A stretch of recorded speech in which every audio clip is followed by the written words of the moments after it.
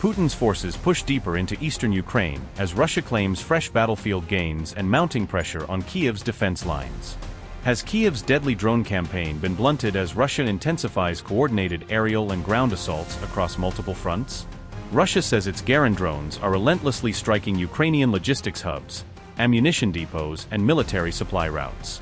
Is Russia paving the way for an even bigger offensive as fears of a dangerous escalation continue to grow? Russian Defense Ministry said the Sever group of forces had taken control of Petro-Ivanovka during its latest operations on the front line. Russian assault troops said they continued advancing around Kostiantynivka despite persistent Ukrainian drone attacks in the area. Russian servicemen said Ukrainian drones remained active throughout the fighting, but claimed their units continued pushing forward. According to the Russian Defense Ministry, Geran, 4 Seeker UAV teams destroyed heavy trucks transporting Ukrainian drones.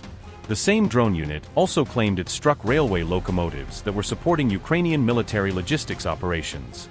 Russia's Black Sea Fleet said it destroyed 6 uncrewed enemy surface vehicles during ongoing maritime operations. The Vostok Group also released details of what it described as its operation to capture Kopani in the Zaporizhzhia region. Russian unmanned systems forces said they carried out strikes against Ukrainian military vehicles and frontline defensive positions. The latest claims formed part of Moscow's daily operational briefing on military activities across multiple sectors of the front.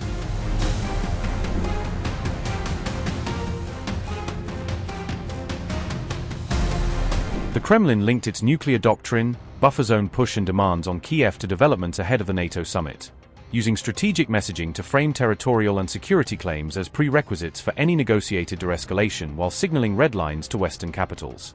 Spokesman Dmitry Peskov said nuclear weapons would only be used if Russia's existence was at stake, a formulation intended to reassure some audiences that Moscow sees nukes as a last resort contingency while simultaneously preserving broad ambiguity about what constitutes an existential threat.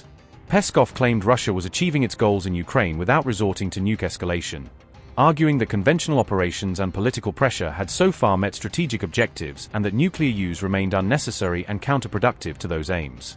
This event is attracting great interest, including from us. We will, of course, be following all the news and information coming out of Ankara.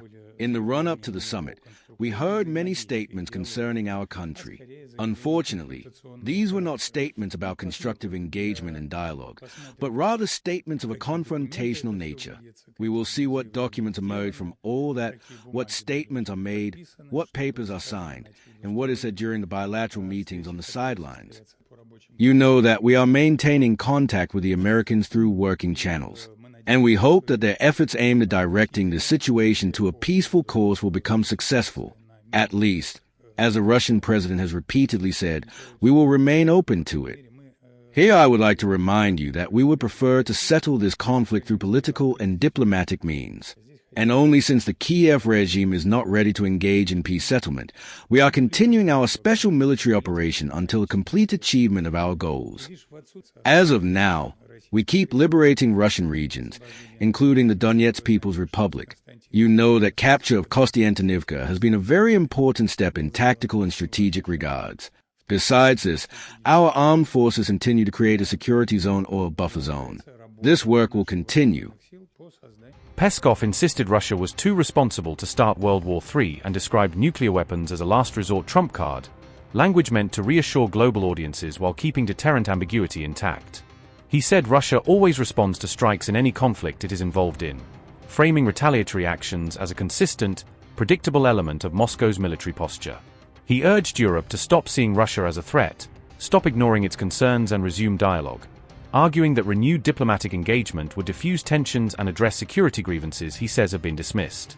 Peskov repeated claims that the special military operation in Ukraine was successful and insisted it had been forced by Western policies, presenting the intervention as both justified and effective in meeting Moscow's stated objectives. The Kremlin said Kyiv and Western policies allegedly forced Russia to create a buffer zone along the border, contending that such measures were defensive necessities to protect against perceived encirclement. Peskov argued the operation was unavoidable because Europe and the US refused to listen to Moscow, portraying diplomatic failure as the proximate cause of military escalation.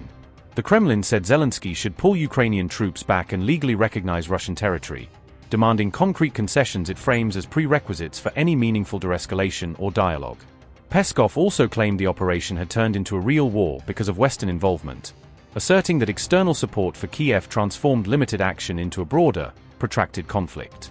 These remarks came as Russia launched a third major attack on Kyiv in a week, a sequence that underscored the heightened tempo of the campaign and the urgent stakes observers say are shaping both rhetoric and battlefield decisions.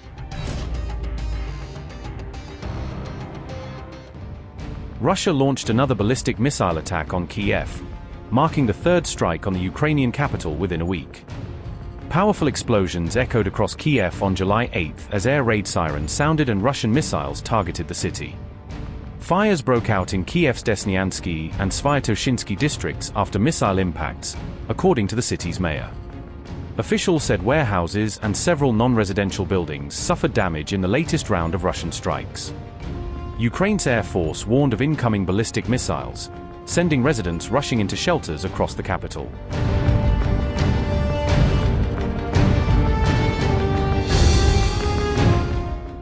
The latest attack comes just days after one of Russia's deadliest barrages on Kyiv left at least 26 people dead.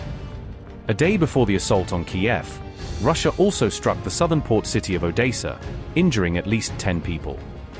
Ukraine responded by targeting Russia's Shadow Fleet, striking fuel tankers operating in the Sea of Azov. Kyiv said the targeted tankers were supplying fuel to Russian forces stationed in occupied Crimea, according to reports. The Russia-Ukraine war continues to escalate through long-range missile and drone attacks from both sides. Meanwhile, Ukraine continues to face growing shortages of interceptor missiles needed to defend against Russian ballistic attacks.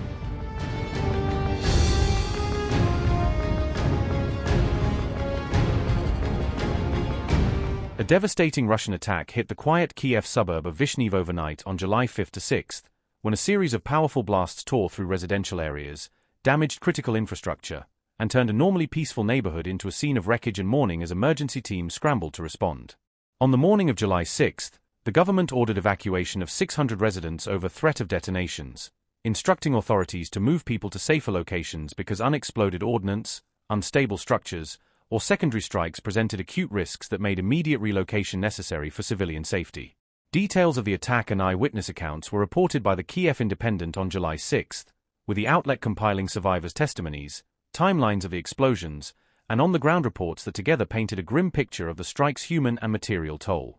Residents of Vyshneve, located on Kyiv's western edge, described scenes of terror, people fleeing as buildings burned, children and the elderly being pulled from debris, and neighborhoods left in stunned silence punctuated by sirens and the shouts of rescuers as they searched for the wounded and missing. My mother, 91 years old. She could not walk, she was using a walking frame. She called me, saying, "Sasha, everything is on fire. Everything was detonating." I was not allowed here. I was told to wait until it finished. I came, and this is what I saw. Most probably she inhaled the smoke and then died. Such a pity. 91, and of course she wanted to die of natural causes. Multiple eyewitness accounts on the attack were cited by the Kyiv Independent. Diana Lyashchuk, a resident of Vyshneve, said, and I quote, "A huge mushroom cloud rose into the sky. Burning fragments kept flying behind us. They were so high, but it felt like everything was on fire. I called my mom just to tell her not to worry, that I was alive. Then another huge explosion happened. I was terrified she would hear me die over the phone." Unquote.